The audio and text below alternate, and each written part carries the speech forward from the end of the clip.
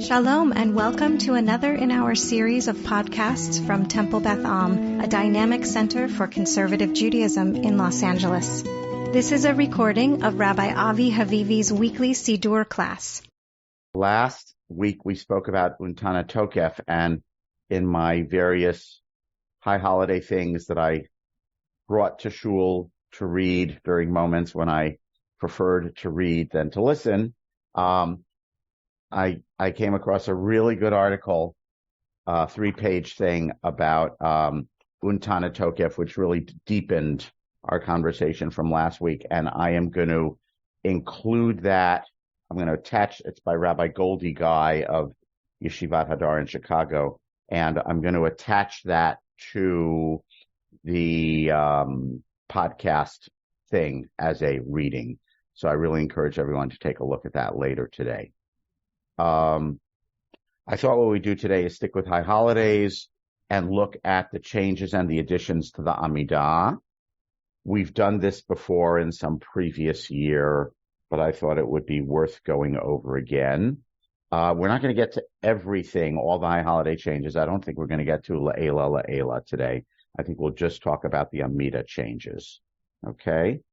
So there are 6 clear changes in the Amidah, 2 actual changes and 4 additions, not editions with an E, additions with an ADD, and I'm sure you are familiar with them if you are daily daveners.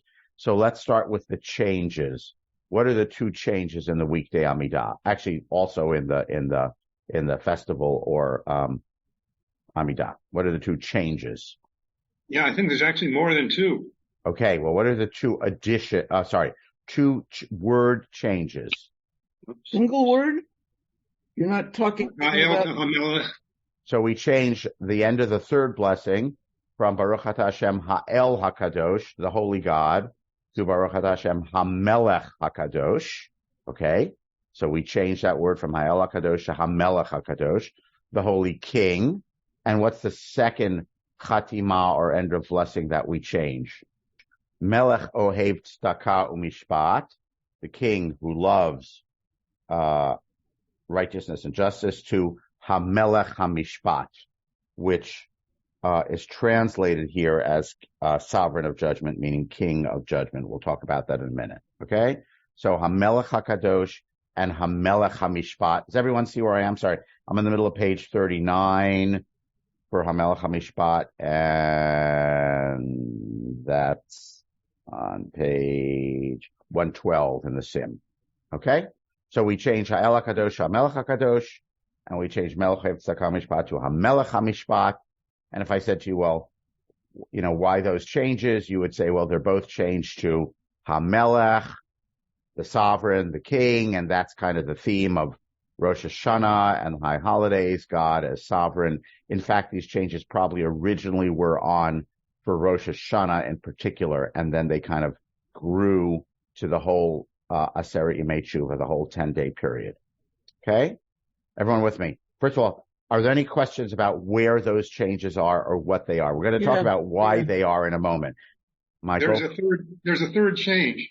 Oh, there are a lot of changes, but I'm talking about the wording of the Chatimah. But go ahead, third change. Yeah, this is also a different wording to the Chatimah. It's after Sim Shalom. Oseh HaShalom. So that's a little bit variable, and I will come to that in a moment. If I don't come to that, make sure I come to it. Okay? Thank you. So we have those 2 changes, and those 2 changes are actually mentioned in the Talmud. The other things that we add, Zochreinu L'chaim, etc., are not in the Talmud.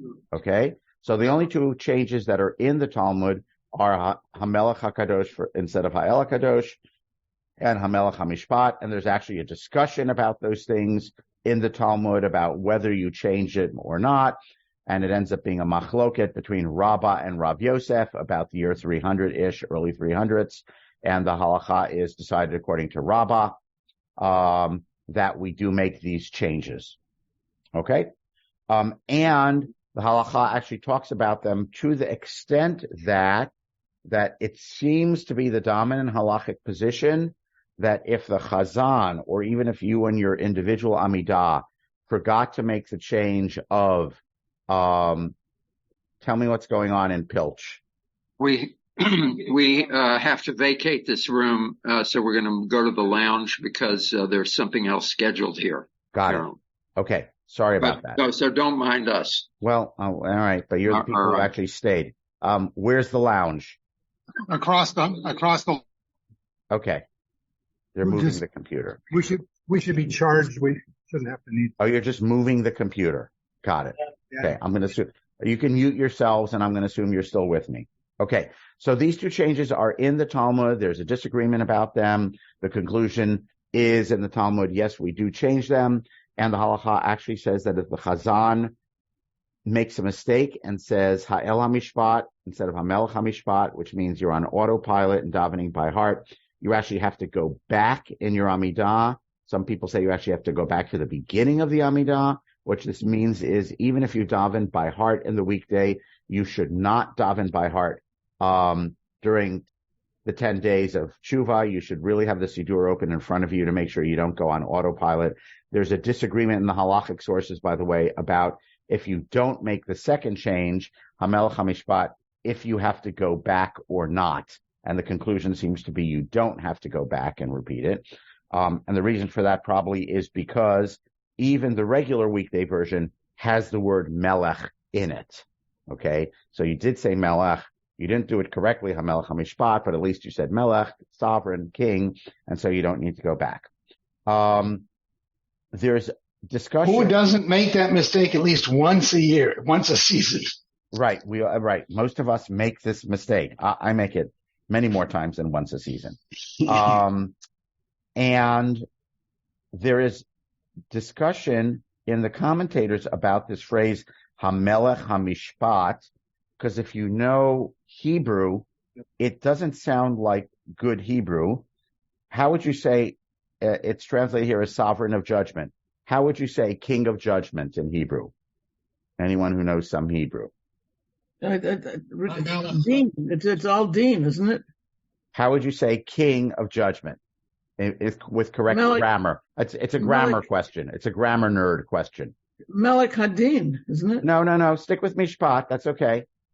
Oh, But Barbara, so stick with Mishpat. Then it would be Melech. Shel. Melech HaMishpat. Barbara, gold star for Barbara. It would be Melech HaMishpat. HaMelech HaMishpat does not mean the king of judgment. It means literally the king, the judgment. It's actually sort of gibberish. Well, it's a word pair. Potentially, it's gibberish Hebrew, because that's not how you say the king of judgment. You would say Melech HaMishpat. And HaMelech HaMishpat does not mean the king of judgment. So the commentators talk about this. Some of them say, oh, there are a couple of places in the Bible where for the construct state, which means the something of something, what they call genitive in other languages, which means the something of something, the possessive, actually has a hey in front of both words. Like, for example, in the book of Joshua, the priests are carrying the Ark of the Covenant, and it is not called Aron Habrit. It's called Ha'aron Habrit. Okay? So I think it's Rashi who says, look, there are some places where you could say the hey before both words, Hamelech HaMishpat. Other commentators take it more literally, and if you know some Hebrew, if I were to ask you to translate, if I were to say to you, there is a sentence, and that sentence is Hamelech HaMishpat. That's a complete Hebrew sentence. What does that sentence mean in English? Hamelech HaMishpat. The king is the judger. Correct, basically. because there is no a second gold star for Barbara. Okay, Barbara, all the Hebrew lessons, it's paying off now. Okay, because there is no English. There is generally no Hebrew word for is, meaning A equals B, the way we would say in English, A is B. It's assumed. I'm taking Arabic. It's the same thing in Arabic, right? So Hamelech HaMishpat means the king is the judgment. So some of the commentators say, no, this is not odd Hebrew. It does not mean we acknowledge you, the king of judgment. It means Baruch Atah Hashem, God's essence is judgment. It's kind of how they explain it, right? Again, so I just want to be clear. It is an odd locution. Like if you just look, I don't know, 2 blessings before, we have Mivarech Hashanim, the one who blesses years. So we would expect it to be Melech HaMishpat, the same construction, the sovereign of judgment, right? But the Talmud is quite clear that it's HaMelech HaMishpat. The Talmud does not actually discuss why it's this odd grammatical thing. It's really the commentators that try to figure it out, okay? And again, one answer is, yeah, in a very minority way, they actually cite 3 or 4 examples in the whole Bible. None of them are from the Chumash itself. You could have a hey before both, and it would still mean the king of judgment, just like Ha'aron, Habrit means the ark of the covenant. Or others say it means HaMelech HaMishpat. God is judgment itself. Okay, so in keeping with the theme of the high holidays. So again, both of these changes may have originally been made for Rosh Hashanah only, and they grew to occupy all of the 10 days of repentance, Rosh Hashanah, Yom Kippur, and the days in between. Of course, we don't say HaMelech HaMishpat on Shabbat because we don't say the middle blessings, which are the requests blessings on Shabbat. So I'm going to pause with those changes before we get to the Zochreinu L'chaim things. Any questions or comments about those changes? Well, just the comment. And if I just said, why are those changes? There's no clear answer why in the Talmud. It's just an intuitive thing. It's the days of judgment. And so we add in our Amidah the theme of God who is identified as judge. Barbara? Just the comment that it's called in Hebrew a word pair, like it's the day of the week. Mm-hmm. You would not say Hayom Ha-Shavua. You'd say Yom Ha-Shavua. Yes. Because the hey only goes in the second. Correct. Correct. So when you have that word pair or construct, which means the something of the something. Right. In English, we say the twice. Right. But the not in king of the castle. We say the both times. In Hebrew, you would say king of the castle. You'd only say the once, and the ha only goes on the second word. Barbara, so thank you for explaining that more clearly. So HaMelech HaMishpat is highly unusual. Okay, that's why it requires some explanation. Michael O. My Hebrew is terrible, but just the idea, as you say, that God is judgment, connotates to me just some powerful feelings as we are in this season, personally, as you conjure this whole season up. Yes. Yeah. Yes. The answer is yes. We have feelings about that. Correct. And I urge you, if you haven't listened yet, to listen to the Unatana Tokev class from last week. Okay. Yeah, I need to. Where I don't address that directly, but I address that indirectly. Oh, semi-directly, actually, not indirectly. Okay. Now let's talk about the 4 additions. So there are 4 passages that we add. Zochreinu L'chaim and Mi Chamocha in the first blessings, and then Uchtov L'chaim Tovim and B'Sefer Chaim Bracha V'Shalom in the latter blessings. So let's look at them. And I'm going to ask you, I'm going to ask you what, we're going to look at them, and then we're going to ask what brings them all together, what unites them all, why are they a group? And let's also ask just kind of structurally why we think they are where they are.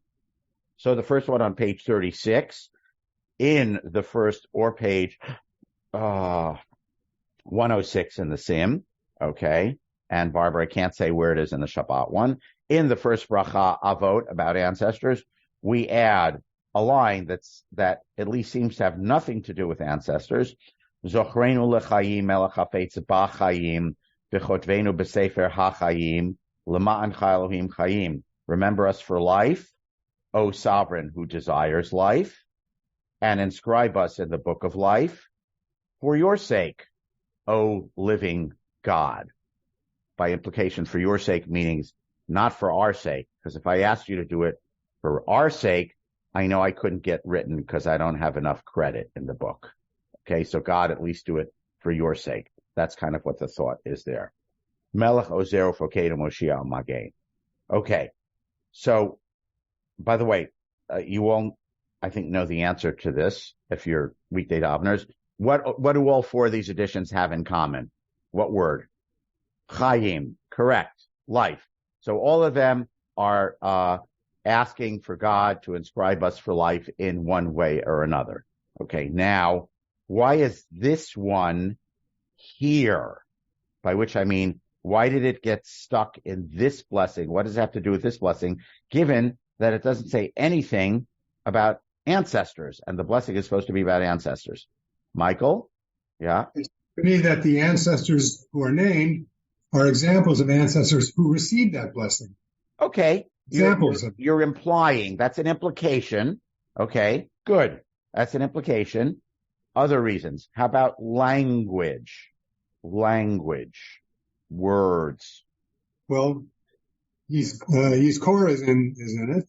Good. Zocher Chastei Avot. Right. So you remember the ancestors. So Zochreinu. Good. That's one linguistic link. What's the second word, which is a linguistic link? Why does God remember the merit of the ancestors? It says there that we say every day 3 times a day. Their piety.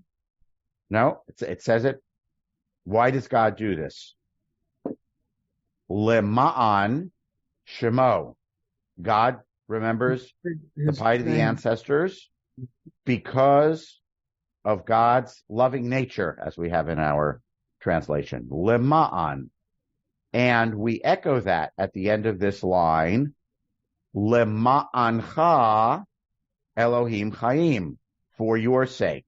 So we ask God to remember us for the book of life, not because I did a lot of mitzvot, because I know I didn't do enough mitzvot, but for your own sake, meaning for your own nature, God, right? So we evoke God's essence here as compassionate. So please remember us for life because of how you are. So we have in this line an echo of that last line before Melech Ozer. I just want you to hear it. I'll say it aloud. Vizocher Chastei Avodu Mevigu Elif Nevinehem Lema'an Shmo B'Yava. And then Zochreinu L'chaim Melech Hafetz B'chaim Chotrein B'Sefer Chaim Lema'ancha Elohim Chaim. So we have Vizocher Lema'an and then Zochreinu Lema'ancha. I want to make sure everyone sees that. So it's really mostly a linguistic link. And then Michael is adding an interpretive link. Okay? But it's mostly a linguistic link. And we'll see that the other ones are also linguistic links with the meaning link sort of implied but not explicit, but the linguistic link explicit. So does everyone see what I mean? If anyone doesn't understand what I'm saying, wave me down right now, flag me down right now. I want you to see Zocher Lama'an and Zochreinu Lama'ancha. Okay. Now notice, by the way, it's Ba-Chayim, Ha-Chayim, but it's Le-Chayim, not La-Chayim. There's some texts that have La-Chayim, okay, but most of the commentators say we don't say La-Chayim, you're supposed to say Le-Chayim, and you might say, well, why? If Chayim takes Ha, and it's Ba-Chayim, and it's Ha-Chayim, then when I add a Lamed, it should be La-Chayim. So the answer to that seems to be because La in Aramaic means, anyone know what La means in Aramaic? Anyone want to guess what it means in Aramaic? It means low, not. And so if we're saying La Chayim, we're saying perhaps not life. So you wouldn't want to say Zochreinu La Chayim. You wouldn't want to say, when the 3 books are open, you wouldn't want to say to the judge, remember us for not life. Okay? so that it's very clear it's l'chaim, even though grammatically and for balance, it probably would be la chaim if it was just purely on the Hebrew basis. Okay? So it's zochreinu l'chaim. Okay. Second edition. So that's in the first blessing in Avot. Second edition is in the second blessing, Gevurot, at the bottom of that page. Okay? And it's mi chamocha av harachamim, zochayitzu av l'chaim barachamim. Who is like you? Rhetorical question. Who is like you? Compassionate parent who remembers, sorry for the gender, his creatures for life compassionately, his creatures being us. Who is like you? Rhetorical question. So why is that line there? Or why is the line there worded that way? What's the link to the blessing? Rachamim is one. Birachamim Rabim. Good. Another linguistic link. Right there in your face. L'chaim and Mechaye. Yeah. Well, right, the verb. How about the first two words?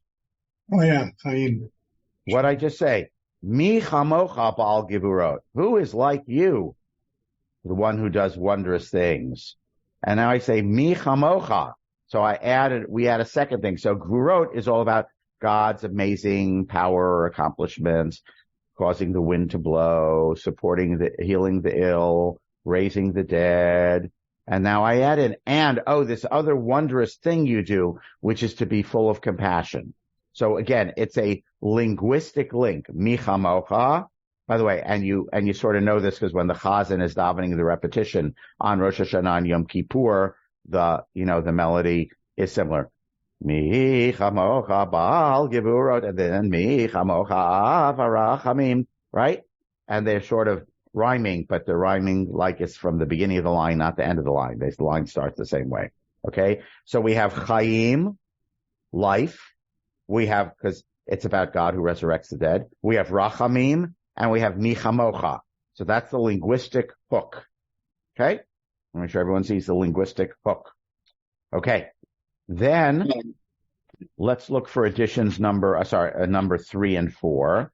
So we go to the last blessings, page 43 in the Slim, and page 118 in the Sim. Near the end of the Modim blessing, the 18th blessing out of 19, where we are thanking God for everything. And then we're going to conclude with, and for everything, V'al Kulam, we thank you for all the great stuff that you did for us. And then we're going to say, V'chol hachayim yodu chasela. May all the living things acknowledge you. Okay. In there we stick in Uchtov L'chaim Tovim Kol B'nei Vritecha. Why is this stuck in here? Any idea? What are the linguistic hooks? I just set them to you. So we start with the al kulam. For all of these things, we have the word kol. And then in the next line, I'm going to say v'chol hachayim yodu chasela, and all living things with acknowledge you. And now I put in a line with the word kol. All the people of your breed. Okay? And by the way, there's nothing about ketov, as far as I know, in the modim. Okay? So it's chayim, other word, tovim. Okay? Because this blessing concludes hatov shimcha, right? Or modim concluded hatov kilo chalu rachamecha, the good one, right? So this blessing, among other things, is about God's goodness. So I say, so since you are good, and I've said that you are good to all, those would be the two key words in English, good and all, then we add a line, and so we're requesting for you inscribe for a good life all the people in the covenant. So good and all are the two hooks here. linguistic hooks, right? So God, if you're good, and I'm telling you this whole prayer about how good you are, okay, then I'm adding one more thing, which is, could you please inscribe us in the good book out of the 3 books that we talked about last week? Everyone with me on that? And then the 4th edition, which is the Longi, B'Sefer Chaim Bracha V'Shalom. What's the hook there? I just said it. Say again? Shalom. Shalom, right? So in the book, not only of Chaim, but also of peace, and also bracha, because Barchenu Avinu Kulanu Ke'echad, Sim Shalom Ba'olam Tova Uvracha. So this final blessing, number 19, is a request for God to give us all, continue to give us all of the blessings. And we have echoes of the word biracha and shalom. And inscribe us, we had l'chaim tovim, and we add l'shalom. So in the one at the top of the page, we just asked, inscribe us for chaim tovim. And here we ask for chaim tovim ula shalom. By the way, you can see a building of it. In the first 2 editions, in the first 2 brachot, we asked for Chaim. In the 3rd edition, we asked for Chaim Tovim. And in the 4th edition here, we asked for Chaim Tovim Ula Shalom.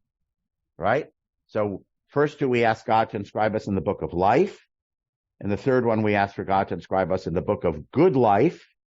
And the 4th one, we asked God to inscribe us in the book of good life and shalom. Everyone see that? So there's actually kind of a climaxing, if you want to look at it that way, in terms of what we're asking for. Chaim, then Chaim Tovim, then shalom.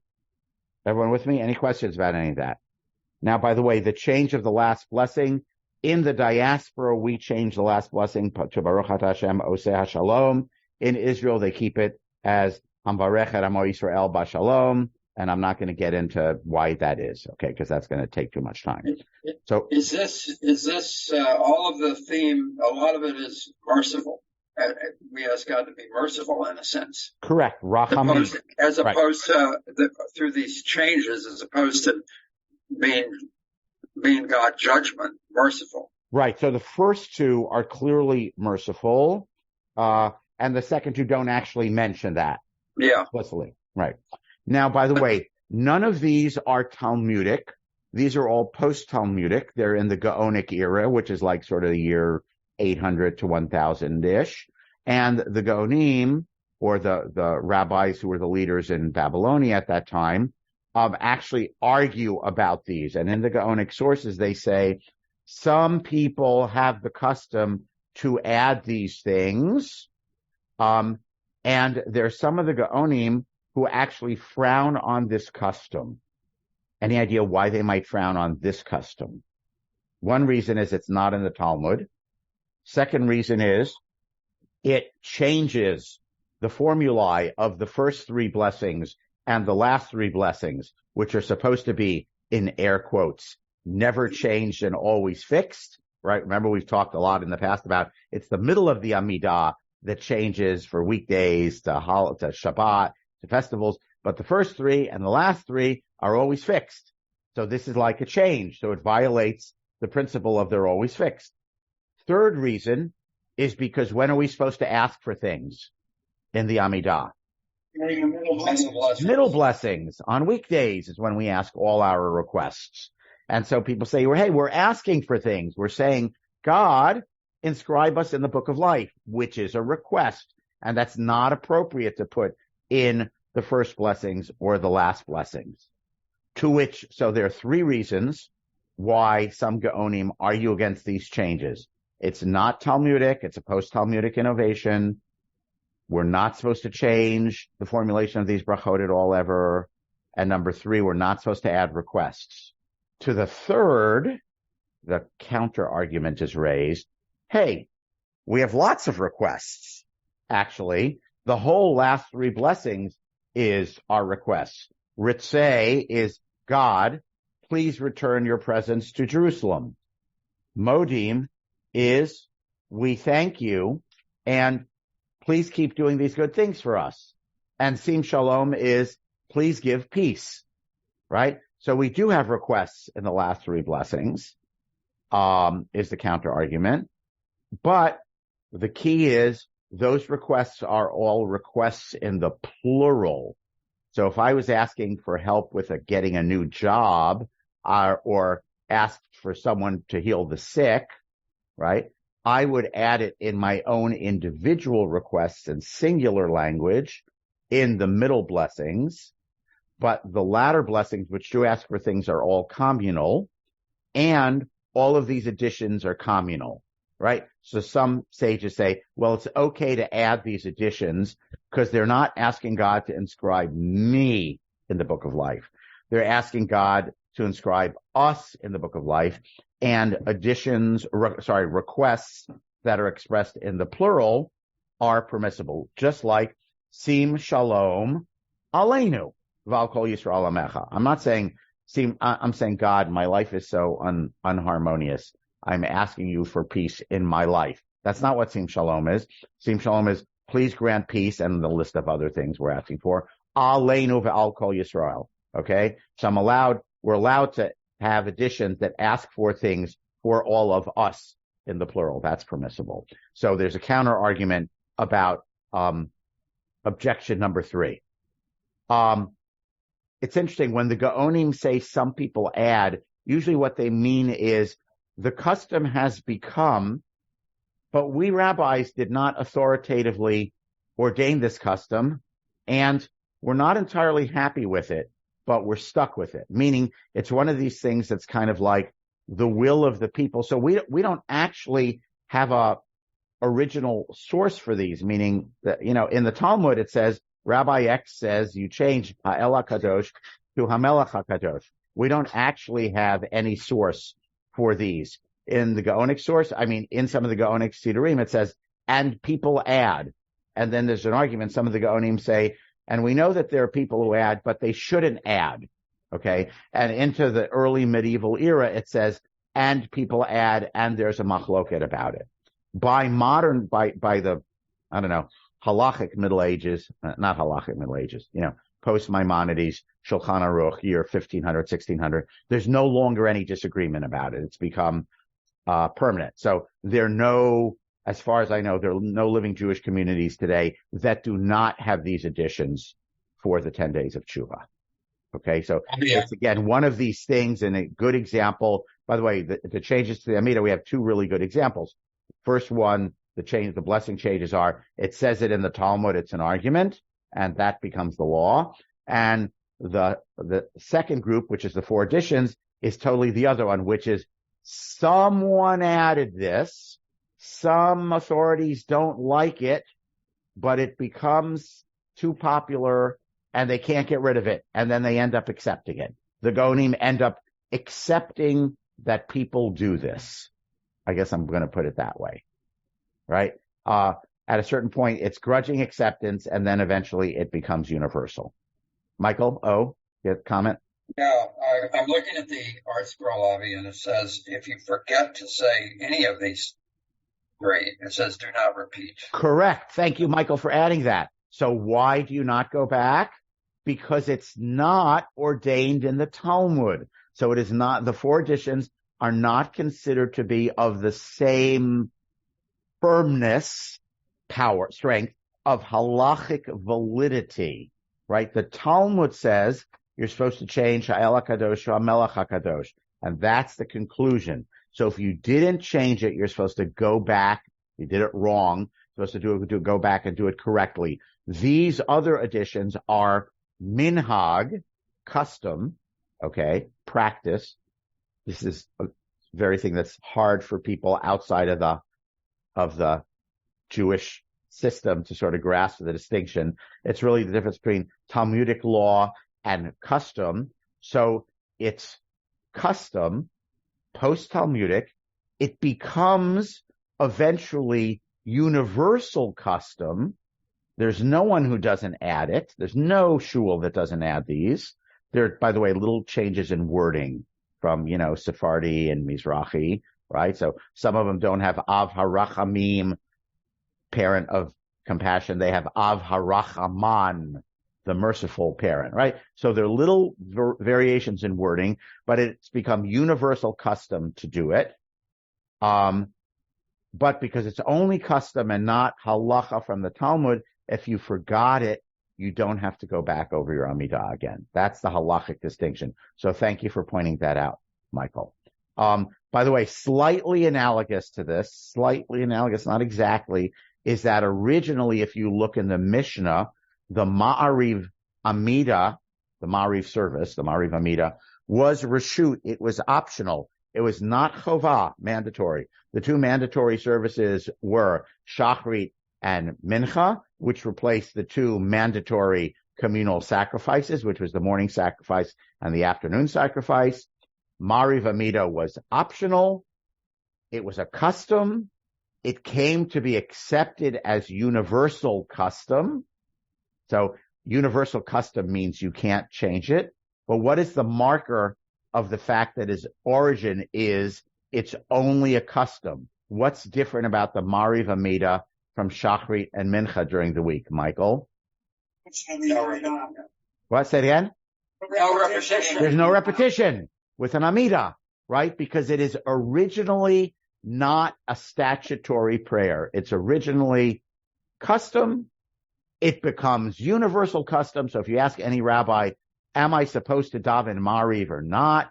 The answer is, of course you're required to daven Ma'ariv, right? When Israel, all of Israel, accepts a custom on itself, it becomes mandatory. But because it's still originally not actually at its core mandatory, the marker of that was there was never a repetition of the Amidah. Remember, what's the purpose of the repetition? The purpose of the repetition is if you didn't know how to say it properly, you listen, or you didn't have a Siddur, like most of human history until printing recently, right?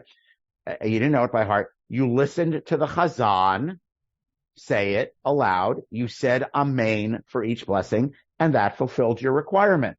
So you don't need to do that for the Ma'ariv Amidah because it's 98, between 95 and 98% required, but it's not historically 100% required because the Mishnah says it's optional. And that's why there is no repetition in the Ma'ariv Amidah. So it's a different kind of marker than what the Art Scroll says that Michael O pointed out about if you leave these out, you don't have the four additions, you don't have to go back, but it's a marker for the same general purpose, which is originally this was not required. It's just minhag. It becomes universal minhag. It is then de facto required, but there is still a technical marker that it was not originally required. Michael H., and then we'll wrap up. Last night after meeting, Rabbi Clifton showed us a cartoon that he had received on his phone. Yes. It was a prison scene. In the prison scene, the big burly prisoner is talking to a little guy next to him, and the burly guy says, "I'm in here for murder." What are you in for? He says, I forgot to change it. I forgot to say Hamelch HaMishpat, and then in the next panel, the big burly guy moves all the way to the other end from him, sit next to him, because his crime, again, our Jewish exaggeration, his crime is so heinous, right, that he forgot to say Hamelch HaMishpat. Okay, we'll end on that amusing note. I'm glad God is merciful. We're very glad that God is merciful. Exactly. May everyone be inscribed in Book of Good Things. May you have meaningful davening. And please look later today. I'm going to try to close something that if you haven't listened, please listen to last week's session about, if you haven't listened, please listen to last week's session about Untana Tokef before Yom Kippur, because it might change your Untana Tokef. And then take a look at the reading that I'm going to enclose with the podcasts, which should show up with today's podcast, which should show up later today. Have a good day. Be Torah and Gemar Chatima Tova. You have been listening to another in our series of podcasts from Temple Beth Am, a dynamic center for conservative Judaism in Los Angeles. If you enjoy these podcasts, we invite you to write a review on the Apple Podcast site or wherever you get your podcasts. For more information about Temple Beth Am Los Angeles, go to tbala.org.